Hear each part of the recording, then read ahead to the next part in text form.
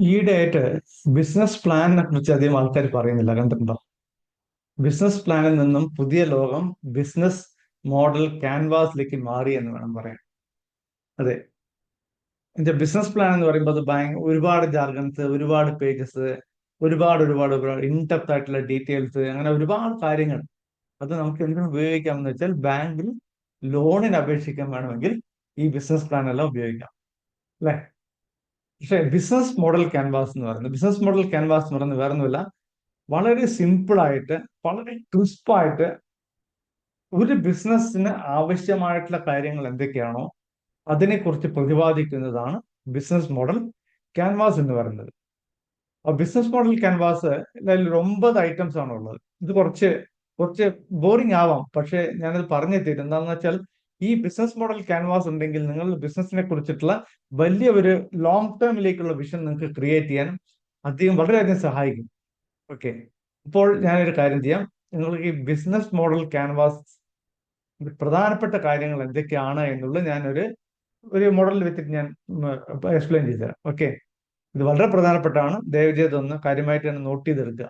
Okay, so okay, നിങ്ങൾ ഇപ്പോൾ കാണുന്നുണ്ടാവുന്ന വിചാരിക്കുന്നു. ഇതാണ് ബിസിനസ് മോഡൽ ക്യാൻവാസ്. ഓക്കെ, അതിൽ ഏറ്റവും പ്രധാനം എന്താണെന്ന് വെച്ചാൽ ഇത് ഒരു ബിസിനസ്സിന് ആവശ്യമായിട്ടുള്ള കാര്യങ്ങളെല്ലാം ഇൻഡെപ്ത് ആയിട്ട് വളരെ ക്രിസ്പായിട്ട് ഞാൻ നേരത്തെ പറഞ്ഞില്ലേ, അത്രയും ഇതായിട്ട് ഒരു ഹാൻഡിൽ ചെയ്യുന്ന ഒരു കാര്യമാണ് ബിസിനസ് മോഡൽ ക്യാൻവാസ്. അതിൽ ഏറ്റവും ആദ്യം ചെയ്യുന്നത് കസ്റ്റമർ സെഗ്മെന്റ് ആണ്. നമ്മൾ കണ്ടിട്ടുണ്ട് ഈ കാർഡ് അടച്ച് വെടിവെക്കുക എന്ന് പറയും. ഈ കാർഡ് അടച്ച് വെടിവെക്കാതിരിക്കാൻ വേണ്ടിയിട്ടാണ് ഈ ബിസിനസ് മോഡൽ ക്യാൻവാസിൽ തന്നെ ഏറ്റവും ആദ്യമായിട്ട് കസ്റ്റമർ സെഗ്മെന്റിനെ തിരഞ്ഞെടുത്തിരിക്കുന്നത്. അതായത് ആരാണ് നിങ്ങളുടെ കസ്റ്റമർ എന്ന് വെച്ചാൽ, ഈ നാട്ടിലുള്ളവരെല്ലാവരും എന്റെ കസ്റ്റമർ ആണെന്ന് പറഞ്ഞാൽ ഒരിക്കലും നിങ്ങൾക്ക് ഒരു നമ്പർ 1 ബിസിനസ്സുകാരനായിട്ട് മാറാൻ പറ്റില്ല. ഉദാഹരണത്തിന് ആരാണ് എന്റെ കസ്റ്റമർ എന്ന് ചോദിച്ചു കഴിഞ്ഞാൽ, 5 അടി മാത്രം ഉയരമുള്ള, അല്ലെങ്കിൽ പുരുഷം 5 അടി മാത്രം ഉയരമുള്ള, ഗവൺമെന്റ് ജോലി ചെയ്യുന്ന, ബികോം കഴിഞ്ഞിട്ടുള്ള, ആ രീതിയിൽ. ഓക്കെ, അതായത് ഒരു എന്താ പറയാ, എത്രമാത്രം നമുക്ക് മൈക്രോ നേഷൻ നിലയ്ക്ക് മൈക്രോ ലെവലിലേക്ക് നമുക്ക് പോയിന്റ് ചെയ്തുകൊണ്ട് പോകാൻ പറ്റുമോ അത്രയും നല്ലത്. ഓക്കെ, ഇപ്പോ നിങ്ങൾ ആദ്യം ചെയ്യേണ്ടത് എന്താണ്? നമ്മുടെ കസ്റ്റമർ ആരാണ് എന്നുള്ളത്, നമ്മുടെ കസ്റ്റമർ സെഗ്മെന്റ് എന്താണ് എന്നുള്ളത് കൃത്യമായിട്ട് ഡിഫൈൻ ചെയ്യുക എന്നുള്ളതാണ് വളരെ പ്രധാനം. നിങ്ങളിപ്പോൾ എക്സിസ്റ്റിംഗ് സ്റ്റാർട്ടപ്പ് ആയാലും ശരി, നിങ്ങൾ എക്സിസ്റ്റിംഗ് ബിസിനസ് ആണെങ്കിലും ഇത് നിങ്ങൾ ഇതുവരെ ചെയ്തിട്ടില്ലെങ്കിൽ ദയവ് ചെയ്ത് ഒന്നിരുന്നിട്ട് നിങ്ങളുടെ കസ്റ്റമർ സെഗ്മെന്റ് എന്താണ് എന്നുള്ളത് കൃത്യമായി ഒന്ന് ഡിഫൈൻ ചെയ്യുക. ഓക്കെ, ഇത് തന്നെയാണ് നിങ്ങൾക്ക് ഇന്നത്തേക്കുള്ള ഒരു ഹോംവർക്ക് എന്ന് പറയുന്നത്. നിങ്ങളുടെ കസ്റ്റമർ സെഗ്മെന്റ്, അതായത് ഒന്നുമില്ല, ഒരു പേപ്പർ എടുക്കുക. ആ പേപ്പർ എടുത്തിട്ട് ആ പേപ്പറിൽ നിങ്ങളുടെ കസ്റ്റമർ, ആരാണ് നിങ്ങളുടെ കസ്റ്റമർ? സിമ്പിൾ. ഉദാഹരണത്തിന് കല്യാൺജിയാണ് നിങ്ങളുടെ കസ്റ്റമർ എന്ന് വെച്ചാൽ എന്റെ പേഴ്സൺ, അതായത് എന്നെ പോലുള്ള ആൾക്കാരായിരിക്കുമല്ലോ നിങ്ങളുടെ കസ്റ്റമർ. മനസ്സിലായി? അപ്പൊ അതെന്താണ്? ആ കസ്റ്റമറുടെ ഏജ് ഗ്രൂപ്പ് എന്താണ്? ഓക്കെ, ആ കസ്റ്റമറുടെ ബിഹേവിയർ എങ്ങനെയായിരിക്കും? ആ കസ്റ്റമറുടെ പർച്ചേസിംഗ് പവർ, അതായത് തന്നെ ചെലവാക്കുന്ന ടൈപ്പിലുള്ള ആൾക്കാരാണ് നിങ്ങളുടെ കസ്റ്റമർ. അല്ല കുറച്ച് പാവപ്പെട്ടവരാണോ, മിഡിൽ ക്ലാസ് ആണോ, അപ്പർ മിഡിൽ ക്ലാസ് ആണോ, അതേപോലെ ആണാണോ പെണ്ണാണോ, അല്ല ആണുങ്ങൾ പെണ്ണുങ്ങളാണോ രണ്ടുപേർ, അങ്ങനെ ജെൻഎക്സ് ആണോ, ജെൻവൈ ആണോ, ജെൻസെറ്റ് ആണോ എന്ന് പറഞ്ഞാൽ അറിയാമല്ലേ? ചെറുപ്പക്കാരാണോ, മധ്യവയസ്കരാണോ, വയസ്സായവരാണോ എന്നല്ല അർത്ഥം. ഓക്കെ, ഇങ്ങനെ എത്രമാത്രം നിങ്ങളുടെ കസ്റ്റമറെ കുറിച്ച് സെഗ്മെന്റേഷൻ ചെയ്യാൻ പറ്റുമോ അത്രയും ചെയ്യുക എന്നുള്ളതാണ് ഏറ്റവും പ്രധാനം. പിന്നെ രണ്ടാമത്തെ കാര്യം എന്ന് പറയുന്നത് വാല്യൂ പ്രൊപ്പോസിഷൻ ആണ്. എന്താണ് സിമ്പിൾ ഒരു മലയാളത്തിൽ പറയുകയാണെങ്കിൽ എന്താണ് വാല്യൂ പ്രൊപ്പോസിഷൻ? നിങ്ങളുടെ പ്രോഡക്റ്റിന് എന്ത് മൂല്യമുണ്ട് എന്ന് ജനങ്ങൾ കണക്കാക്കുന്നു എന്നുള്ളതാണ് വളരെ പ്രധാനം, അല്ലെ? നിങ്ങൾ പറയണം എന്റെ പ്രോഡക്റ്റിന്, എന്റെ സർവീസിന് ഞാൻ ചാർജ് ചെയ്യുന്നത് മണിക്കൂർ 5000 രൂപയാണെന്ന് പറയുകയാണെങ്കിൽ, ഉദാഹരണത്തിന് എന്റെ കൺസൾട്ടേഷൻ, എന്റെ 1-to-1 കൺസൾട്ടേഷൻ എടുത്തോളൂ, ഞാൻ ഹാഫ് ആൻ അവറിന് ചാർജ് ചെയ്യുന്നത് 3000 രൂപയാണ്. ഓക്കെ, 2999 രൂപ. ഓക്കെ, അപ്പോൾ അതിന് ആ വാല്യൂ പ്രൊപ്പോസിഷൻ എന്നുള്ളത് ജനങ്ങൾ എന്റെ ഇതിന് നൽകുന്ന ഒരു വാല്യൂ ഉണ്ടാവുമല്ലോ. ഓക്കെ, ഇതിപ്പോ എങ്ങനെ അത് നൽകുക? എന്റെ പഴയ നേരത്തെ 1-to-1 കഴിഞ്ഞവരുടെ വീഡിയോസ്, ടെസ്റ്റിമോണിയൽസ് അതെല്ലാം കണ്ടിട്ടുണ്ടാവാം, അല്ലെങ്കിൽ അവരുടെ അറ്റൻഡ് ചെയ്തവർ വന്നിട്ട് വേർഡ് ഓഫ് മൗത്ത് നിറയെ സർവേകൾ പറഞ്ഞിട്ടുണ്ടാവാം. ഓക്കെ, അതായത് ഞാനൊരു 3000 രൂപയാണ് എന്റെ അരമണിക്കൂറിനുള്ള കൺസൾട്ടേഷൻ വെക്കുന്നതെങ്കിൽ ജനങ്ങൾ കരുതുകയാണ് അത് 3000 അല്ല, സത്യം പറഞ്ഞാൽ 10,000 രൂപ കൊടുത്താലും അത് എന്താ പറയാ, നഷ്ടമില്ല. ചില സ്ഥലം കണ്ടില്ലേ, ആ സ്ഥലത്തിന് വില ഒരു 5 ലക്ഷം റുപ്യ പറയുന്നുള്ളൂ കേട്ടോ. പക്ഷെ സത്യം പറഞ്ഞാൽ ഒരു 6-7 ലക്ഷം റുപ്യ കൊടുത്താൽ നഷ്ടമൊന്നുമില്ല എന്ന് പറയും, കേട്ടില്ലേ? സോ അത് തന്നെയാണ് വാല്യൂ പ്രൊപ്പോസിഷൻ എന്ന് പറയുന്നത്. അപ്പൊ നിങ്ങളുടെ കൃത്യമായിട്ടുള്ള ഒരു വാല്യൂ പ്രൊപ്പോസിഷൻ ഡിഫൈൻ ചെയ്തെടുക്കുക എന്നുള്ളത് വളരെ പ്രധാനമാണ്. അപ്പോ നിങ്ങൾ അത് അപ്പൊ ആ വാല്യൂ പ്രൊപ്പോസിഷൻ ചിലപ്പോൾ നിങ്ങൾ കൊടുക്കുന്ന ഒരു എന്താ പറയാ 100 രൂപയുടെ പ്രോഡക്റ്റ് ആണെങ്കിൽ തന്നെ അതിന്റെ കൂടെ നിങ്ങൾ എന്തൊക്കെയാണ് അവർ ആ 100 രൂപയ്ക്കുള്ള ഒരു സാധനം വാങ്ങിക്കുമ്പോൾ അവർക്ക് ആ വരാൻ പോകുന്ന ഫീലിംഗ് എന്തൊക്കെ കിട്ടും, എന്തൊക്കെ ഗുണങ്ങൾ കിട്ടും എന്നുള്ളതാണ് ആ വാല്യൂ പ്രൊപ്പോസിഷനിൽ നിങ്ങൾ കാര്യമായി ശ്രദ്ധിക്കേണ്ടത്. പിന്നെ മൂന്നാമത്തെ എന്ന് പറയുന്നത് ചാനൽസ് ഓഫ് എൻഗേജ്മെന്റ്. ഏതൊക്കെ രീതിയിലാണ് നിങ്ങൾ എൻഗേജ് ചെയ്യാൻ പോകുന്നത് എന്നുള്ളതാണ് വളരെ പ്രധാനം.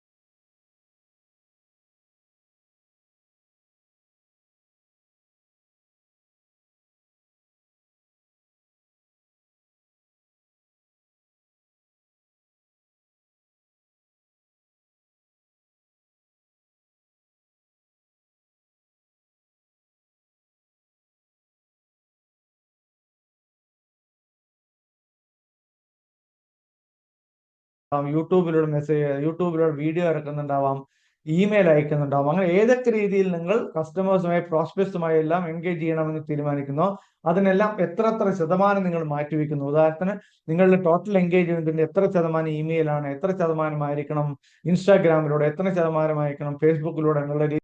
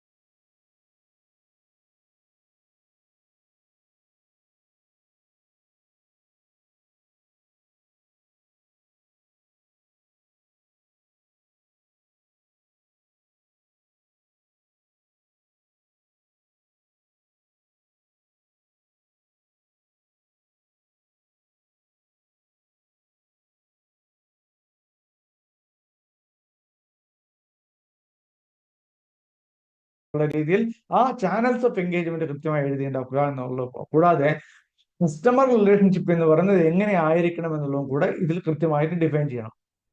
ഇതിൽ 9 പോയിന്റ് ആണ് വരുന്നത്.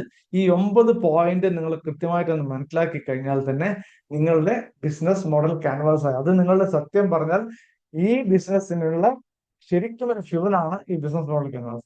ആ കസ്റ്റമർ റിലേഷൻഷിപ്പ് എങ്ങനെയാണ് ഹാൻഡിൽ ചെയ്യേണ്ടത്? ഇപ്പൊ ഉദാഹരണത്തിന് സെൽസോസ് എന്നൊരു കമ്പനി, ആ കമ്പനിയിൽ എങ്ങനെയാണെന്ന് വെച്ചാൽ ഏതൊരു ജീവനക്കാരൻ എന്ത് പോസ്റ്റിലേക്ക് ജോയിൻ ചെയ്താലും ആദ്യത്തെ ഒരാഴ്ച കസ്റ്റമർ റിലേഷൻഷിപ്പിൽ വർക്ക് ചെയ്തിട്ട് അവരുടെ ഡിപ്പാർട്ട്മെന്റിലേക്ക് അയക്കുള്ളൂ.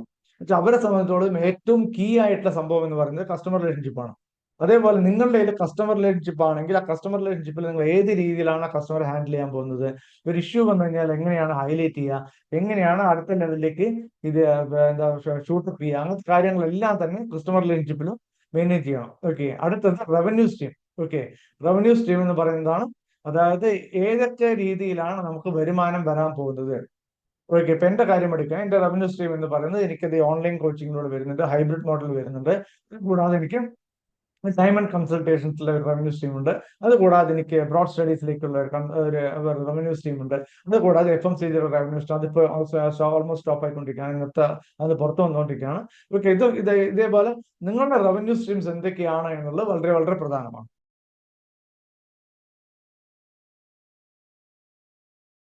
മനസ്സിലായില്ലേ? ഇനി അടുത്ത നിങ്ങളുടെ കീ റിസോഴ്സസ്.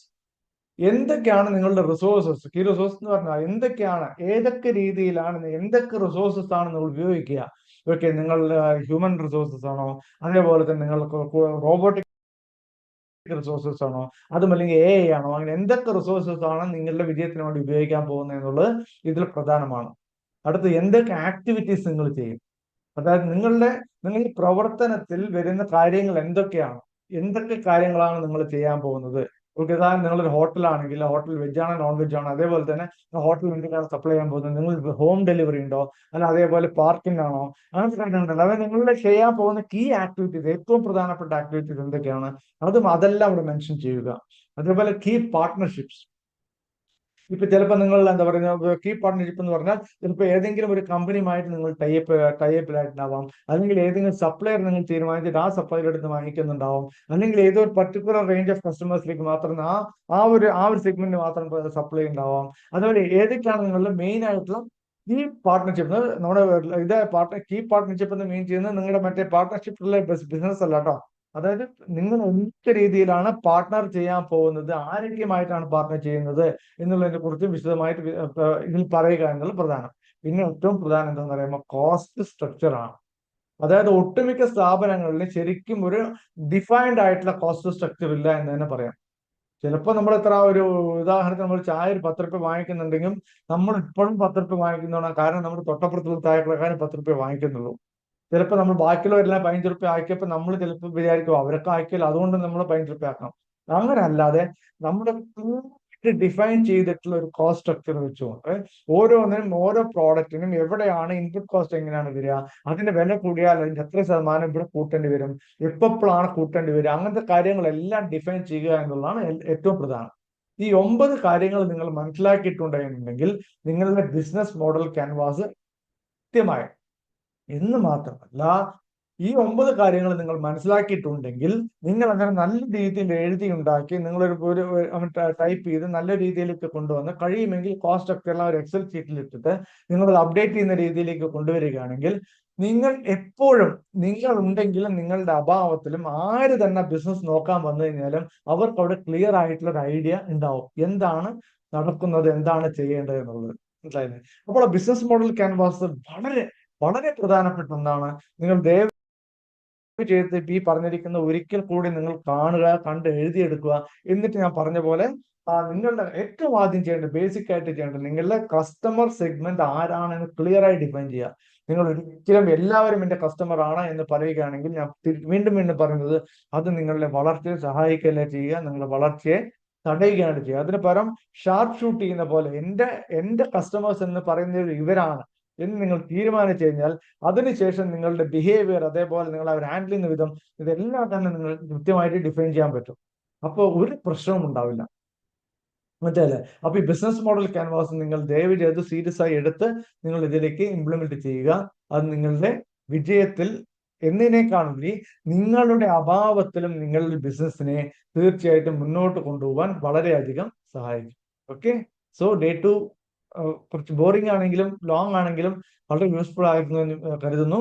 അപ്പൊ നിങ്ങളുടെ ഞാൻ പറഞ്ഞ പോലെ ആ ഫസ്റ്റ് പോയിന്റിൽ ഒന്ന് നിങ്ങളുടെ